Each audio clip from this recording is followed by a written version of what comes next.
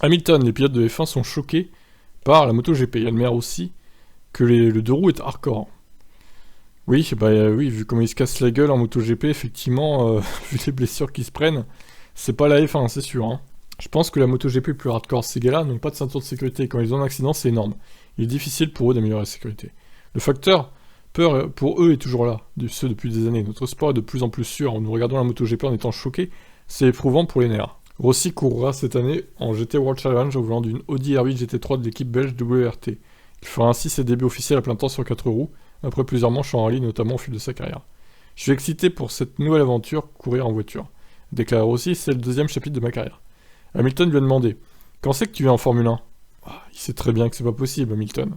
Il est bien trop vieux, c'est ce qu'il a répondu, Rossi d'ailleurs. Hamilton a expliqué être passionné par les deux roues.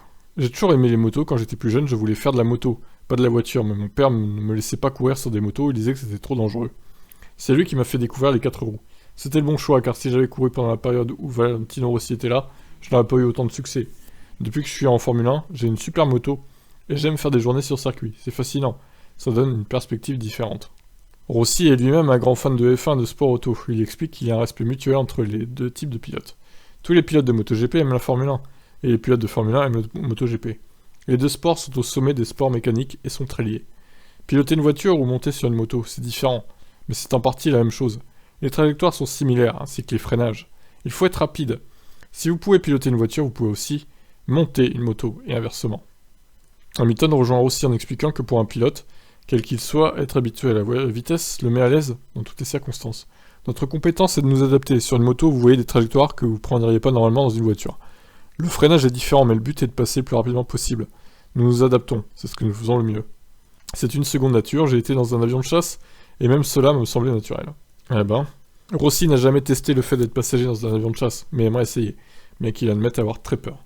Hamilton a tenté de le rassurer en expliquant le ressenti dans un avion. La perception de la vitesse est différente. Vous êtes plus rapide, mais vous n'avez pas l'impression d'être aussi rapide qu'avec une moto au sol. Dans un avion, je me suis évanoui. J'avais pris 8G, et je n'avais pas de combinaison anti-G. Rossi a enfin conclu sur la manière dont il a gagné en confiance sur une moto grâce à son habitude de la vitesse. La vitesse est excitante, c'est quelque chose auquel on s'habitue. La première fois que vous essayez un MotoGP, vous pensez que c'est impossible, mais vous progressez, votre cerveau réagit, c'est une sensation formidable.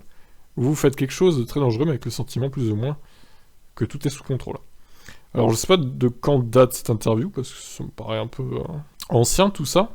Près de 2 ans après leur échange de de voiture et moto, ils ont participé à une interview croisée. Bon, je sais pas de quand ça date, bon, ça devait être récent peut-être, je sais pas. Bon, en tout cas c'était intéressant.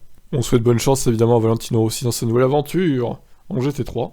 Je vous laisse réagir, ciao ciao.